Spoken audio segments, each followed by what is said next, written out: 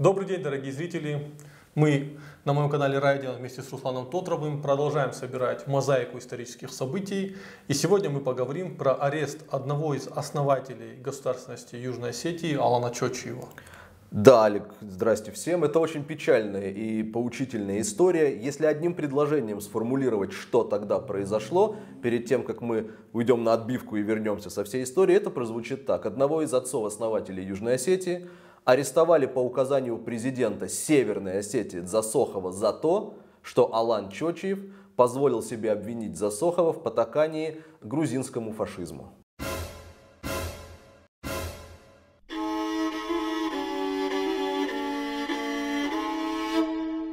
13 октября 2003 года Алан Резович Чочиев был задержан сотрудниками МВД Северной Осетии по предварительному обвинению в клевете на главу Республики Северная Осетия Алания Александра Сергеевича Дзасохова и разжигании межэтнической розни.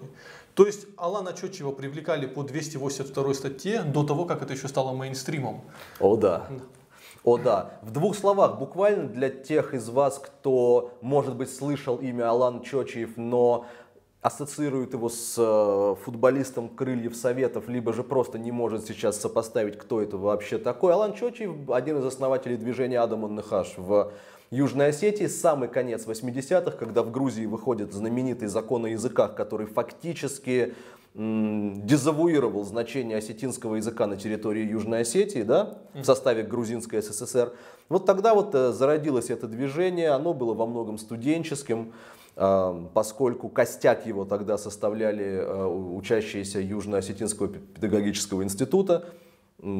Кстати, декан тогда Зита Бестаева, она до сих пор в строю, до сих пор очень активный общественный деятель. Чочиев был историком, Чочиев был активным общественником, и Чочиев был в авангарде этого движения. И он пользовался большим уважением среди простых парней Цхинвала. А надо понимать, что на тот момент Южная Осетия, она разделилась. Старшее поколение, оно, скажем так, подходило к вопросу в отношении с Грузией более умиротворенно. То есть давайте, лишь бы чего избежать, давайте не будем слишком много требовать, давайте попытаемся хоть что-то себе там выбить, но не запрыгивать дальше того, что они могут представить. А в головах этого старшего поколения Советский Союз это была незыблемая конструкция. В то же время молодое поколение, молодые ребята говорили, что они не позволят проводить дальше фашистскую и ассимиляционную политику Грузии, что они не готовы жить в таком государстве, в случае чего они готовы браться за оружие. То есть это был конфликт поколений. Старики хотели избежать бури, хотя ее было не избежать, как в итоге оказалось. Молодые хотели готовиться к этой буре. И во многом движение Адам он-Нехаш, оно сильно ударило по авторитету старшего поколения на юге Осетии и СМИ, и где-то даже смело комсомольцев. Это очень справедливое утверждение, что Адам он-Нехаш вместе и во время своей борьбы, безусловно, справедливый и священный, смел комсомол. Но вот еще какой интересный момент. Ты говоришь о конфликте поколений. Чочиев был и остается интереснейшей фигурой еще и вот почему. Он был адептом идеи, скажем так, симбиоза. Безусловно, он говорил, что да, если уже не осталось выбора, и если мы сталкиваемся лицом с агрессией, мы будем отвечать. Но при этом Чочиев всегда был последовательнейшим сторонником решения вопроса исключительно в русле международного права. И это очень важный момент, потому что Алан Чочиев, и я даже думаю, что нам, может быть, имеет смысл с тобой этот коротенький фрагмент, и мы его использовали в Площади Свободы, кстати, пару месяцев назад, показать. Там буквально 40 секунд Чочиев объясняет, каким образом открывалось окно возможностей для легитимного выхода из состава Грузии в Южной Осетии, и почему эта ситуация была совершенно в фарватере мирового права. Поскольку Грузия какой-то короткий промежуток времени с точки зрения Организации Объединенных Наций не существовала еще как государство. 8 декабря 1991 года СССР распался, и мы 13 декабря, через 5 дней после распада СССР, вынуждены были принять Конституцию независимой Южной Осетии. И именно для того, чтобы эту независимость сделать законной в континуитете или в правовой непрерывности СССР России и Южной Осетии, нужно было одно правовое звено. Нужен был референдум о независимости Южной Осетии. И мы его провели 19 января 1992 года. Тогда, на удивление, среди осетин было гораздо больше людей, понимавших политические процессы. И это заслуга, я считаю, Адаму Нехас. Потому что, к сожалению, после 1993 года понимающих стало гораздо меньше. Признание России и Южной Осетии по закону основывалось в 2008 году именно на результатах двух референдумов. Всесоюзного 17 марта 1991 года и Юго-Осетинского 19 января 1992 года. Потому что после принятия Грузии в ООН 31 июля 1992 года любые другие правовые и иные мероприятия, любые решения и референдумы, проведенные в Южной Осетии, признаются сепаратистскими не только на Западе, но и в России. То есть наш референдум о независимости был проведен в тот момент, когда Грузия еще не была принята в ООН. У нее не было международного правового статуса, поэтому правовые обоснования независимости Южной Осетии безупречны и незыблемы. Но ты понимаешь, как даже само заявление о выходе Южной Осетии из состава Грузии просто пугало до смерти вот это все старое поколение комсомольцев. Конечно, конечно. И надо отметить, причем тут Засохов, да, но это тоже старый комсомолец, для которого его государством, в котором он смог выстроить карьеру, все системы, вокруг которой он выстроил свою жизнь, это был Советский Союз. И, безусловно, для Засохова гораздо ближе и понятнее был президент Грузии Шеварднадзе. И был абсолютно... Еще и личный хороший знакомый, да. Давай уж говорить. И был абсолютно непонятен Алан Чочиев. С Шеварднадзе он по комсомольской линии Засохов мог договориться. С Чочиевым у него не было никаких линий договориться. Этническая линия, что я осетин и ты осетин, в тот момент не работала. Надо понимать, что у старых комсомольцев принцип этничности не работал. Как у российских военных сейчас. Вот, кстати, интересное сравнение. Я просто верну на секунду. Мы видели, назначили нового командующего миротворческим контингентом в Карабахе, да? Человек из Дагестана. Да, он, как я понял, он то ли даргинец, то ли... Да, и отвечая на вопрос о своей национальности, он практически дословно сказал, что его национальность это российский военный. Он сказал, что он в первую очередь руководство России. Наверное, для военного это окей. Для меня, как для офицера, нет национальности, я выполняю свои задачи по предназначению. Что касается моей национальности, если это так всем интересно, я родился в республике Дагестан, являюсь по национальности табасаранцем. То есть у меня к этому претензий нет. У меня даже нет на самом деле претензий к Засохову. Потому что это в их системе координат это тоже окей. Да. Проблема в том, что в тот момент еще не работала этническая система координат. Этничность была сильно размыта. Засохов очень сильно боялся движения Адама Нехас, потому что он боялся, что такое движение появится на севере. И вот этот старый комсомол, всех тех людей, которые находились у власти, в советское время их просто сметут. Совершенно. И тут очень большой вопрос. Вот ты как думаешь, какие, назови на твой взгляд, основные причины ареста Алана Чочиева? Это любопытная история. Смотри, что происходило. Ведь Алан Чочиев был арестован в 2003 году, и ты скажешь, хорошо, Руслан, прошло довольно много лет с момента окончания Первой освободительной войны, то есть прошло ни много ни мало 10-11 лет, да? Скажешь мне ты, почему же Чочиев с этими, по статье в 282, да, по возбуждению национальной, расовой и религиозной вражды был арестован время спустя только. Чочиев ведь последовательно, скажем так, вербально атаковал новое на тот момент руководство Северной Осетии, обвиняя Александра Засохова, пришедшего к власти в 1998 году, в том, что тот, в отличие от Ахсарбека Галазова, не исповедовал то, что Чочиев называл осетинским антифашизмом.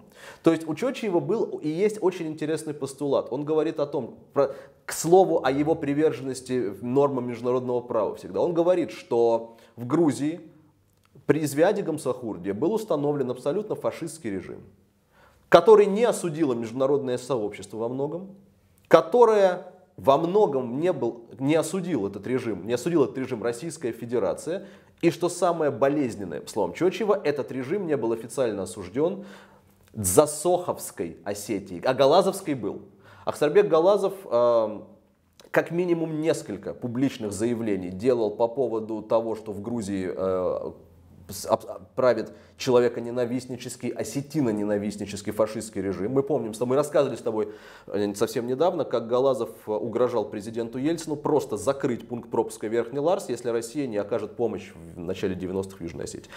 А Засохов этого не делал. Засохов, как старый комсомолец, как товарищ Шеварднадзе, делал вид, что ничего не происходит. И Алан Чочиев, безусловно, нагнетал градус. Алан Чочиев, безусловно, сделал все для того, чтобы Засохов и его команда обратили на него внимание. Венцом этой истории стало одно из нескольких знаменитых публичных писем, обращений Алана Резоевича, в котором он действительно фактически прямо обвинил Александра Засохова в соучастии в преступлении грузинского фашизма. Соучастие здесь имела форму непротивления словесного со стороны Засохова. А почему Засохов так болезненно отреагировал вот на это обвинение? Ну, подумаешь, какой-то человек тебя обвиняет. Что в этом? Почему он видел в этом угрозу и пытался разобраться с Чочиевым? Я вижу здесь вот какие причины, Алик. Одну ты уже назвал. Чочиев был абсолютно несистемным человеком с точки зрения Засохова, абсолютно ему непонятным, неуправляемым и представлял угрозу, поскольку Засохов понимал, даже в 2002-2003, когда, казалось бы, ты скажешь, окей, не было предпосылок вдруг для создания какого-то такого мощного национального движения кулака на севере, да, в 2002-2003. Старый партапаратчик Засохов все варианты, никакие варианты не сбрасывал со счетов. И плюс, конечно же, играла роль то, что это действительно был товарищ грузинского президента. Это был человек, который имел всегда абсолютно четко выстроенный диалог с президентом Шеварднадзе. На брифинге для прессы оба президента сошлись в одном. Окончательного решения конфликта осталось ждать недолго. Самым сложным в данной ситуации остается определение Грузии статуса Южной Осетии, которая в 90-м году объявила себя независимой республикой. И в тот момент, когда при президенте Шеварднадзе в Грузии, и об этом пишет Чочиев, возобновляется, культ личности Звиада Гамсахурдии, название улиц, бюсты, памятники, Засохов делает вид, что ничего не происходит. И плюс это, конечно, личное. Я работал некоторое время сейчас это назвали бы журналистский пул, да, первого лица республики в начале нулевых с Александром Засоховым перед выборами 2002 года, перед выборами.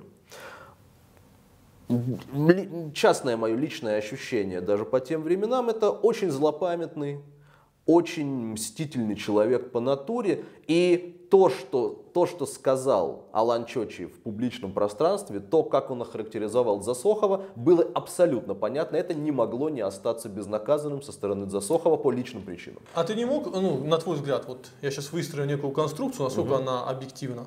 В тот момент на севере Осетии было очень много людей, беженцев, южан. Да. Это была существенная сила. Заявление о том, что Засохов не выступает против грузинского неофашизма, да, тем самым потворствует ему, могло спровоцировать, скажем так, волнение.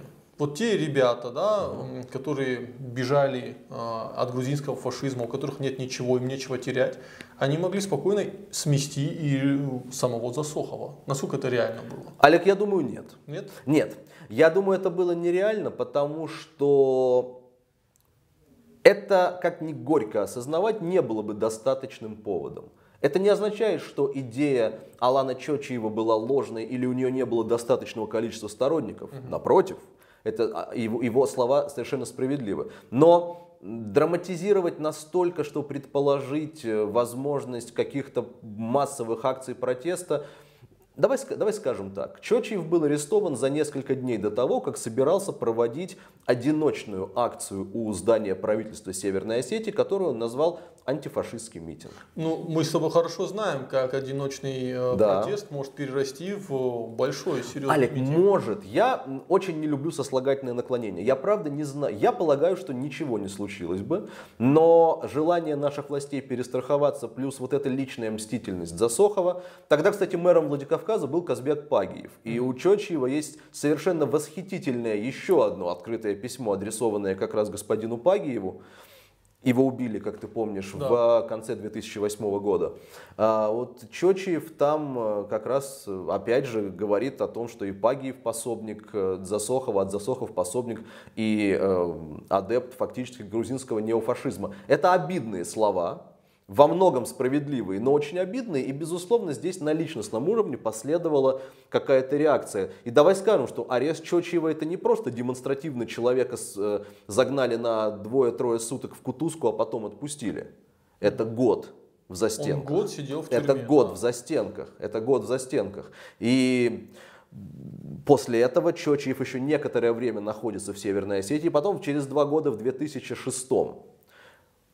Интересная тоже история. К нему под покровом ночи приходят люди, которые показывают, силовики, которые показывают постановление на обыск из Южной Осетии и возбуждение уголовного дела в Южной Осетии против Чочиева по этой же статье. На секунду вдумайся, Южная Осетия возбуждает уголовное дело против Алана Чочиева из-за того, что Чочиев является критиком грузинского фашизма. Да. Его тогда удалось отбить, то есть его никто, естественно, его не смогли физически тогда арестовать, и вскоре после этого Алан Ризович отправился в Германию, где в политической эмиграции находится уже почти 14 лет. Давай отметим, что все-таки на юге, как я понимаю, вот этот повод использовали для личной мести Чочиева. Потому что конечно. у Чочиева есть удивительная способность ругаться со всеми. И с бывшими соратниками, и теми, с кем он... скажем, вроде у него были дружеские отношения. Человек очень своеобразный, но в отношении осетинского антифашизма у него очень принципиальные взгляды.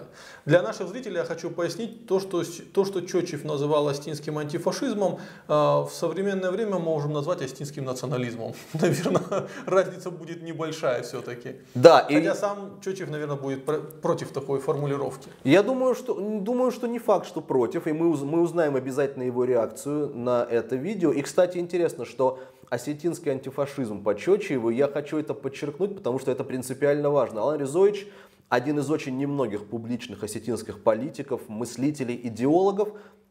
И даже если я сейчас буду звучать как заезженная пластинка, это повторяю в 4-й раз, Чочиев всегда руководствуется нормами международного права. Это выгоднейшим образом его отличает от других, хотя я понимаю, что велик соблазн обвинить Алана Ризовича в том, что руководство нормами международного права может периодически ставить Осетию в не самое выгодное положение. Но здесь... В 2003 году она была вообще не в выгодном положении. Да, совершенно верно. И поэтому, наверное, вот такой последний момент, очень интересный. Видеофрагмент, о котором я сказал, этот 40-секундный, мы должны его, я считаю, показать. Это последнее на сегодняшний день публичное видео выступление Алана Чочиева, которое было записано специально к 25-летнему юбилею знаменитого референдума в Южной Осетии в 1992 году, референдума независимости, так называемый. И вот там Чочиев четко объясняет, почему все, что делал он и его единомышленники, было не просто правильным с национальной, но и правильным с точки зрения международного права. Такой вопрос, Руслан. Почему нашим зрителям важно знать об этом фрагменте истории Осетии, об аресте одного из лидеров национального движения осетинскими властями? Почему я, собственно, уже анонсировал этот выпуск. И я еще раз это артикулирую для наших зрителей. Один из отцов-основателей Южной Осетии как независимого государства арестован в Северной Осетии по прямому указанию президента Северной Осетии из-за того, что отец-основатель Южной Осетии выступал против грузинского неофашизма. Я думаю, что это настолько самоочевидно, как сказали бы сегодня в интернете. Важно знать эту деталь осетинской истории еще и потому, что публичное и беззастенчивое предательство осетинских национальных интересов в высших эшелонах власти, это не сегодня началось, а вчера. И вот об этом вчера мы и будем всегда рассказывать. Несмотря на то, что к Ахсарбеку Галазову есть очень много вопросов и претензий по языковому вопросу, по многим другим, можно ли сказать, что президентство Галазова это было все-таки национальное президентство, а приход Засохова это был реванш федеральных сил, которые вытеснили национальный элемент из власти? Алик, можно не в полной мере живописует то, о чем мы с тобой говорим, нужно. Нужно, потому что президентство Ахсарбека Галазова с политической точки зрения... Оно было национально ориентировано. Оно было исключительно национально ориентировано. Алик, это выигранная война. Это ультиматум, и не один, высшему руководству государства. Это, безусловно, подъем национального самосознания. Хотя, опять же, Галазову есть очень много вопросов. В советское время, по советскому времени. И даже по Южной Осетии. Потому что в первые моменты, скажем, не было однозначной позиции. Но мы сейчас говорим о событиях 2003 года и 90-х годов. Да. Надо понимать, что вне зависимости Южной Осетии тогда верила лишь небольшая горстка людей. Это казалось чем-то фантастическим и невероятным. И ради объективности все-таки надо сказать, что не Ахсарбек Галазов, а Засохов, Александр Засохов, он все равно повлиял на мирный процесс в Южной Осетии тоже. Он выступал как переговорщиком между грузинской и российской стороной, и во многом введение миротворцев на Юг Осетии, это тоже, скажем, он в это внес свою лепту. Нет, бесспорно, да. бесспорно. Мы не хотим огульно критиковать его, все-таки хочется быть справедливым. Он тоже внес свою лепту, но он вносил эту лепту не потому, что он себя осознавал как осетина, он вносил эту лепту, потому что, скажем так, это было в интересах Москвы. Он вносил эту лепту как российский чиновник. Да, 100%. Мог быть абсолютно другой чиновник с другой фамилией, там, с фамилией Медведев. Да? Да, вот и все. Мы под этим видео предоставим ссылки на материалы, на заявления антифашистского комитета Алана Чочиева. Мы дадим возможность вам покопаться в этой истории, ссылок много, материалов много. Наш рассказ это лишь небольшая затравка. Это еще один пазл в большую историю формирования прекрасной Осетии будущего. Надеюсь, это произойдет. Безусловно, и надеюсь, при нашей жизни. И при нашей еще возможности выходить в YouTube и рассказывать вам о том, что Осетия представляла из себя вчера, позавчера и некоторое время назад. Да, и как это влияет на нас сегодня. Спасибо большое, что остаетесь с нами. Ждите следующих выпусков. Всего хорошего. Раст Маут. Счастливо.